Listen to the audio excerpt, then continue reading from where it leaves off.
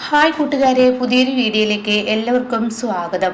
അങ്ങനെ സോനയ്ക്ക് തൻ്റെ അച്ഛനോട് സ്നേഹം തോന്നി തുടങ്ങുകയാണ് കേട്ടോ. തൻ്റെ അച്ഛൻ തന്നെയാണ് ശരി, അമ്മയേക്കാൾ 10 മടങ്ങ് ശരിയാണ് അച്ഛൻ എന്നുള്ള ആ ഒരു അവസ്ഥയിലോട്ട് എത്തണം കേട്ടോ.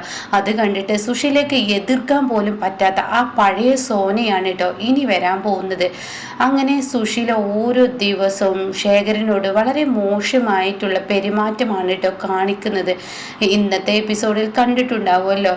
അതായത് ഭക്ഷണത്തിനൊപ്പം ചപ്പാത്തിക്കൊപ്പം കറി കൊടുക്കാതെ അങ്ങനെ ഓരോ ദിവസവും ഓരോന്നും ചുമക്കുന്ന ആൾക്ക് പച്ചവെള്ളം കൊടുക്കുക.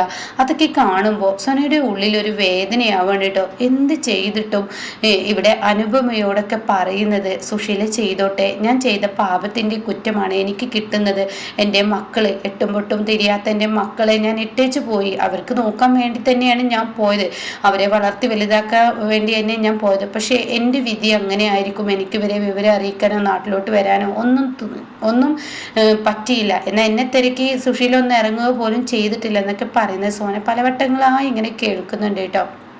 ഈ സമയം സുശീലയാണെങ്കിലും ഓരോ ദിവസവും അനുപമ ഭക്ഷണം കൊണ്ടു കൊടുക്കുന്ന ആ ഒരു ചൂട് ഭക്ഷണമാണെങ്കിൽ അത് തണുപ്പിക്കുക, അല്ലെങ്കിൽ ചോറോട് കൂടി കൊടുക്കുകയാണെങ്കിൽ തലേ ദിവസം വെള്ളത്തിൽ കിടക്കുന്ന പഴയ ചോറ് എടുത്തു കൊടുക്കുക. അതുപോലെ അങ്ങനെ ആ ഒരു ചോറ് പുളിച്ചിട്ടും മണത്തിട്ടൊക്കെ ഉണ്ടാവും, എങ്കിലും ശേഖരൻ ഒന്നും മിണ്ടില്ല കേട്ടോ. അപ്പോൾ സോന പറയുന്നുണ്ട്, അമ്മേ ഇങ്ങനെ ഒരിക്കലും ചെയ്യാൻ പാടില്ല. നമ്മുടെ വീട്ടിലോട്ട് പുറത്തു നിന്ന് ഒരാൾ ഭക്ഷണം തേടി വരികയാണെങ്കിൽ അവരോട് പോലും ഇക്കാര്യത്തിൽ അമ്മ ചെയ്യരുത്, അത് വളരെ തെറ്റാണ് എന്ന് സോന പറയുമ്പോൾ, നിനക്ക് അങ്ങനെ പറയടി, നീ ഇന്നിപ്പോൾ എൻ്റെ നേർക്ക് ഈ ഒരു വാക്ക് പ്രയോഗിക്കാൻ എന്നെ ഞാൻ വളർത്തി വലുതാക്കിയത് കൊണ്ടാണ്, അല്ലാതെ നീ വെറുതെ അങ്ങ് വളർന്നതല്ല.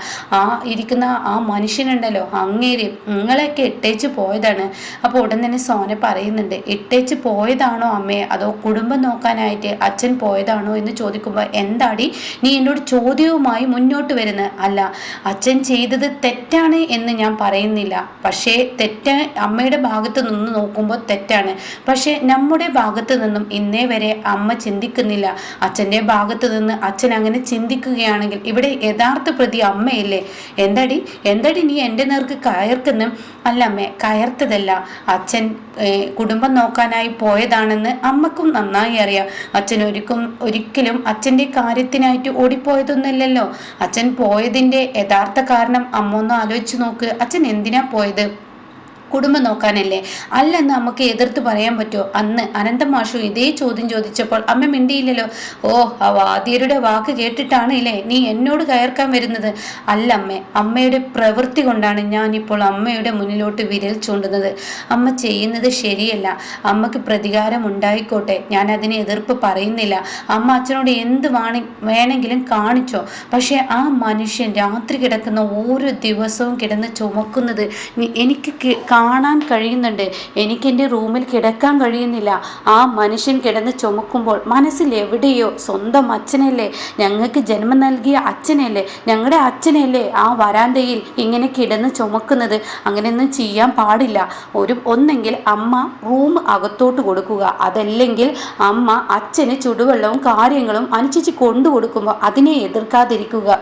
ആരെടി നീ എന്നെ ചോദ്യം ചെയ്യാൻ മാത്രം എന്ത് അവകാശമാടി നിനക്കുള്ളത്? നീ എന്നെ ചോദ്യം ചെയ്ത് നിന്റെ തന്തയെന്ന് പറയുന്ന അയാളെ പോയി ചോദ്യം ചെയ്യടി.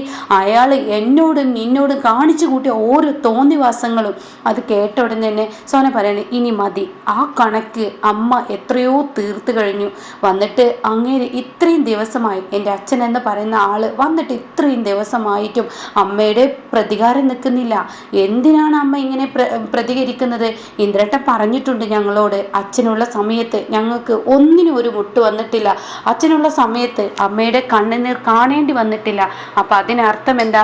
അച്ഛൻ കുടുംബം നോക്കി എന്നല്ലേ? പിന്നീട് അച്ഛൻ ആ വീട് വിട്ടു പോവാൻ കാരണം എന്താ? കുടുംബം നോക്കാനും കടബാധ്യത കൂടിയത് കൊണ്ടുമല്ലേ?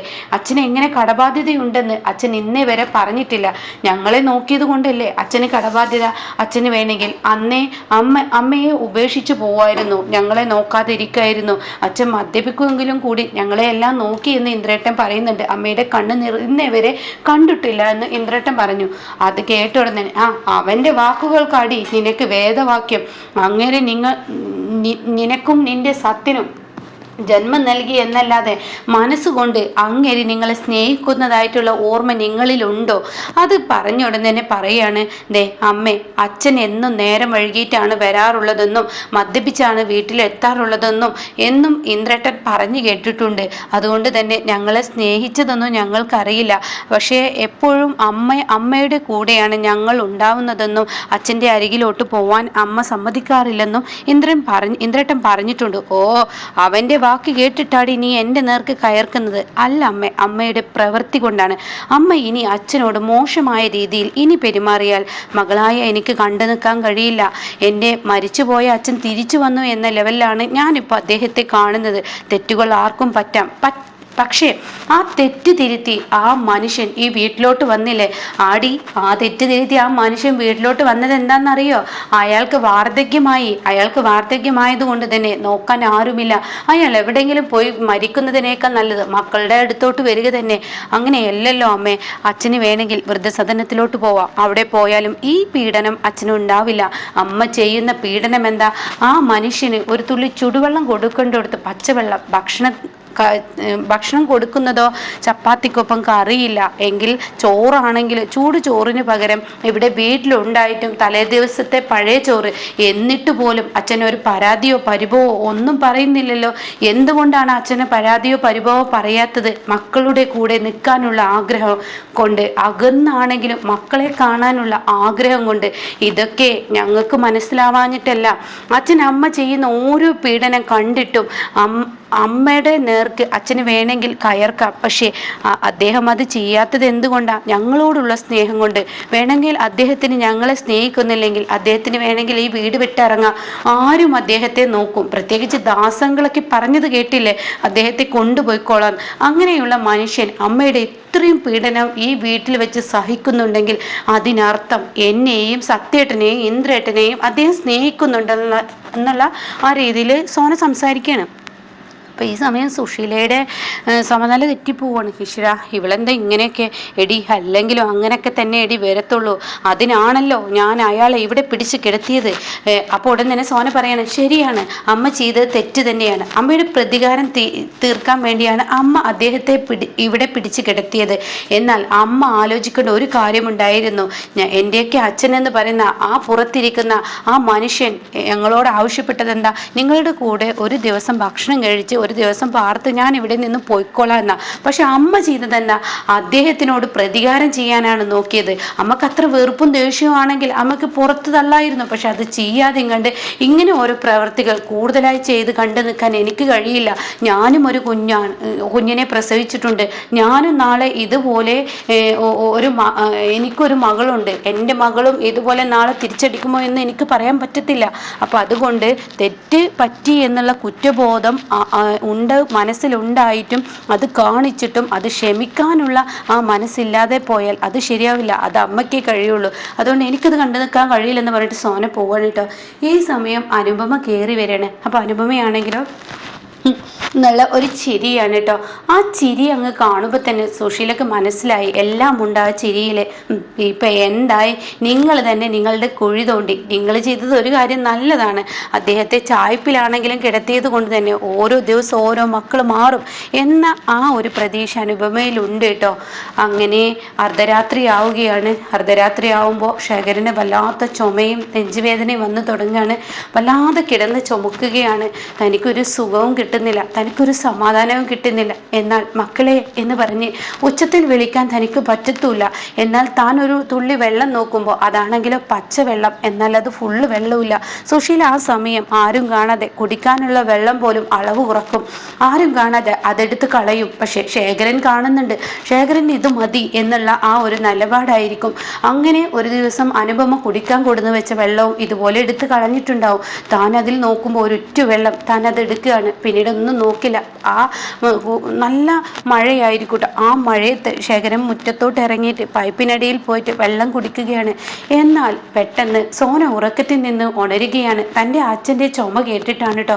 തനിക്ക് സഹിക്കുന്നില്ല. തൻ്റെ അച്ഛൻ കിടന്ന് ചുമക്കുകയാണ്. താൻ ജനൽ തുറന്ന് നോക്കുമ്പോൾ താൻ കാണുന്ന കാഴ്ച തൻ്റെ അച്ഛൻ പുറത്തു പോയി പൈപ്പിനടിയിൽ നിന്ന് വെള്ളം കുടിച്ച് വരുന്ന ആ ഒരു സീനായിരിക്കൂട്ടോ. ഇത് കാണുന്ന സോനയുടെ നെഞ്ച് പൊട്ടുകയാണ്. പിന്നീട് ഒന്നും നോക്കില്ല സോന. താൻ അടുക്കളയിലോട്ട് ഓടുകയാണ്. എന്നിട്ട് ഒരു ചുക്ക് കാപ്പിയൊക്കെ ഉണ്ടാക്കിയതിന് ശേഷം ഫ്ലാസ്കിൽ നിറയെ വെള്ളമാക്കിയതിന് ശേഷം ഒരു പുതപ്പ് എടുത്ത് തൻ്റെ അച്ഛൻ്റെ അരികിലോട്ട് ഓടിയെത്താണ് കേട്ടോ. ഈ സമയം ഷ്യാമിൻ്റെ ഒരു ടീഷർട്ട് കൊടുക്കും. എന്നിട്ട് അച്ഛാ ഈ ഡ്രസ്സൊക്കെ ഒന്ന് മാറിയേ, മോളെ നീ എന്നെ എന്താ വിളിച്ചത് അച്ഛാ എന്ന് പറഞ്ഞിട്ട്, മോളെ നീ എന്നെ എന്താ വിളിച്ചത് അച്ഛാ, ഒന്ന് അടങ്ങി നിൽക്ക്, അച്ഛന് ചുമച്ചിട്ട് വയ്യ. അപ്പോഴും ശേഖരൻ ചുമക്കുന്നുണ്ട് കേട്ടോ. അച്ഛൻ ഈ ഡ്രസ്സൊന്ന് മാറിയ, ഈ ഈർപ്പമുള്ള തുണി നെഞ്ചിൽ കിടക്കുന്നത് കൊണ്ടാണ് അച്ഛന് ബുദ്ധിമുട്ട്, പെട്ടെന്ന് അച്ഛൻ ഈ ഡ്രസ്സൊന്ന് മാറിയേ എന്ന് പറഞ്ഞിട്ട് ശേഖരൻ്റെ ഷർട്ട് അഴിച്ച് സോന തന്നെ ടീഷർട്ട് ഇട്ട് കൊടുക്കുകയാണ് കേട്ടോ. ഈ സമയം ശേഖരൻ്റെ കണ്ണിൽ നിന്നും കണ്ണുനീർ തുള്ളികൾ ഇങ്ങനെ നിറഞ്ഞൊഴുകുകയാണ്. മോളെ നീ എന്നെ ആദ്യമായി അച്ഛ എന്ന് വിളിച്ചില്ലേ, അത് കേട്ട ഉടനെ തന്നെ അച്ഛ ഇത് അച്ഛൻ്റെ മോള് തന്നെയാണ്, എനിക്ക് സഹിക്കുന്നില്ല അച്ഛൻ ചുമക്കുന്നത് കാണുമ്പോൾ, ഈ ടീഷർട്ട് ഒന്ന് ഇടും അച്ഛ. അതുകൊണ്ട് തന്നെ അത് പറഞ്ഞിട്ട് ടീഷർട്ട് ഇട്ട് കൊടുത്തതിന് ശേഷം അച്ഛൻ ഈ കാപ്പി കുടിച്ച്, ഞാൻ കുടിച്ചോളം കപ്പ്, അച്ഛൻ ഈ കാപ്പി ഒന്ന് കുടിച്ച് എന്ന് പറഞ്ഞിട്ട് ആ കാപ്പി ഇങ്ങനെ കുടിക്കാൻ കേട്ടോ. അപ്പോഴും നല്ല മഴയാണ്, നല്ല തണുപ്പുണ്ട് കേട്ടോ. ശേഖരന് അതിൻ്റെതായ ബുദ്ധിമുട്ട്. എന്നിട്ട് തൻ്റെ കയ്യിലിരിക്കുന്ന ആ ബ്ലാങ്കറ്റ് എടുത്ത് ശേഖരനെ അങ്ങ് പുതപ്പിക്കുകയാണ്, അങ്ങ് കവർ ചെയ്യുകയാണ്. എന്നിട്ട് പറയാണ്, അച്ഛ ഇനി അച്ഛൻ ഇവിടെ കിടക്കണ്ട, വേണ്ട മോളെ, നിന്റെ അമ്മയെ എതിർത്ത് മോളൊന്നും ചെയ്യണ്ട, നാളെ നിന്റെ അമ്മ നിനക്ക് നേരെ ശത്രുവാകും. അത് കേട്ടിട്ടാണ് കേട്ടോ സുശീല കയറി വരുന്നത്. സുശീല കയറി വരുമ്പോൾ കാണുന്ന കാഴ്ച തൻ്റെ മകൾ ശേഖരൻ്റെ അടുത്തിരിക്കുന്നു, ശേഖരന് കാപ്പി കൊടുക്കുന്നു, ശേഖരന് പുതപ്പിച്ചു കൊടുക്കുന്നു. ഇതൊക്കെ കാണുന്ന സുശീലക്ക് അടിമുടി അങ്ങ് കയറി ഭ്രാന്തളകി കലിതുള്ളി. സുശീല എന്താടി നീ കാണിക്കുന്നത്, നീ എന്തിനാണ് ഇങ്ങരുടെ അടുത്തോട്ട് വന്നിരിക്കുന്നത്, ഈ മനുഷ്യനെ നീ എന്തിനാടി നോക്കുന്നത്? അത് കേട്ട സോന ഒന്നും തന്നെ മിണ്ടില്ല കേട്ടോ. അച്ഛാ എന്താടി നീ വിളിച്ചത്? അതെ അച്ഛാ, അച്ഛനൊന്നും ഇങ്ങോട്ടേക്ക് വരുന്നുണ്ടോ? ഇത് കേൾക്കുന്ന ശേഖരന് പേടിയാവാണ്. കാരണം സുശീല മൊത്തത്തിൽ ദേഷ്യപ്പെട്ടുകൊണ്ടിരിക്കുകയാണ്. ആ സമയം സോനയാണെങ്കിലോ, അച്ഛാ ഇനി ഈ തണുപ്പത്ത് അച്ഛൻ കിടക്കണ്ട, അച്ഛൻ ഇവിടെ കിടക്കാൻ മാത്രമുള്ള തെറ്റൊന്നും അച്ഛൻ ചെയ്തിട്ടില്ല, അച്ഛൻ തെറ്റ് ചെയ്തിട്ടുണ്ടെങ്കിൽ അതിനുള്ള ശിക്ഷയൊക്കെ അച്ഛൻ അനുഭവിക്കൽ കഴിഞ്ഞു. മകളായ എനിക്കിത് കണ്ടു നിൽക്കാൻ കഴിയില്ല, നാളെ എനിക്കൊരു കുഞ്ഞുണ്ട്, ഇതുപോലെയൊന്നും ഒരു മനുഷ്യജീവനോട് കാണിക്കാൻ പാടില്ല, എന്ത് തന്നെ ആയാലും ശരി അച്ഛാ വായോ എന്ന് പറഞ്ഞിട്ട് സോന ഇങ്ങനെ വിളിച്ചു കൊണ്ടുപോകുമ്പോൾ ഉടൻ തന്നെ സുശീല സോനയെ ഒരൊറ്റ തട്ടങ്ങ് തട്ടണ്. എന്താടി നീ കാണിക്കുന്നത്? ദേ ഈ സോനയുടെ സ്വഭാവം നിങ്ങൾക്ക് നന്നായിട്ട് അറിയാം, നിങ്ങളുടെ മകള് തന്നെയാണ് ഞാനും, എന്നാൽ നിങ്ങൾ ഈ ചെയ്യുന്ന ക്രൂരതക്ക് ഇനി എനിക്ക് കണ്ടു നിൽക്കാൻ കഴിയില്ല. ഇതെൻ്റെ അച്ഛനാണ്, എനിക്ക് ജന്മം തന്നതും നിങ്ങളുടെ കൂടെ ഞാൻ ഇന്നുണ്ടെങ്കിൽ എനിക്ക് ജന്മം തന്ന അച്ഛനാണ് ഈ നിൽക്കുന്നത്. ആ അച്ഛനെ ഇനി ഓരോന്ന് കാട്ടിക്കഴിഞ്ഞാൽ അത് കണ്ടു നിൽക്കാൻ എനിക്ക് കഴിയില്ല. അതുകൊണ്ട് തന്നെ അച്ഛൻ ഇനി ഇവിടെ കിടക്കില്ല, അച്ഛൻ അകത്തോട്ട് വാ.